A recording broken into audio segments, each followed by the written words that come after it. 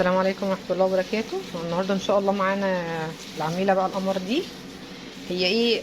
هي صبغت في البيت بس مشيت على التعليمات بتاعتي، يعني جابت صبغة اللي هي التفتيح اللي هي المكسيمة الألف وفتحت بيها، وكان شعرها من ورا كمان متفتح. فطبعا ايه، هو اللون طالع بس معاها ايه يعني، زاعق شوية كده وعلى اورنج سنة. فزي ما قلت لكم انا بعمل كأني بعمل خطوة رنساج مع جلسة الفرد نفسها. الحاجة دي بتكلفني بقول لكم 5 جنيه بس. لو ما عنديش مادة بروتين زرقاء انا بستخدم اللي هي المسة الزرقاء دي متوفرة في الصيدلية. دي العبوة ب5 جنيه. انا بحطها هي على مادة الفرد بتاعتي.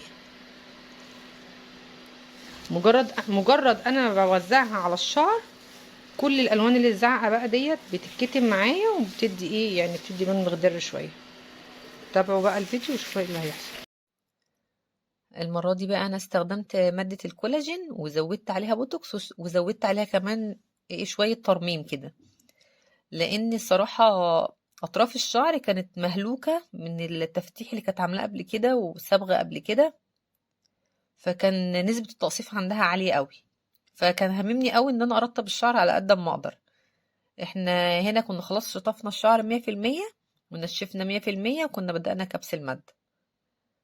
زي ما انتوا عارفين انا بحب وانا بكوي اخد المكوى لتحت او اتني المكوى لتحت عشان اضيع اي تقصيفة في الشعر.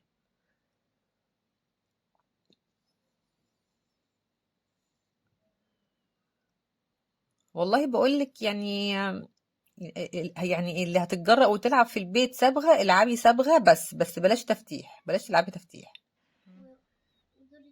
احنا خلصنا خلاص الحمد لله، جلسة على خير. لون الشعر هو حلو في الفيديو، بس والله اللون في الحقيقة غير خالص. يعني اللون في الحقيقة مدي شوية زيتوني كده، بالذات في الطروف اللي هي متفتحة. بس طبعا عشان انا بصور بالفلاش يعني مش بيبقى باين لون الشعر قوي، بس يعني اللهم بارك.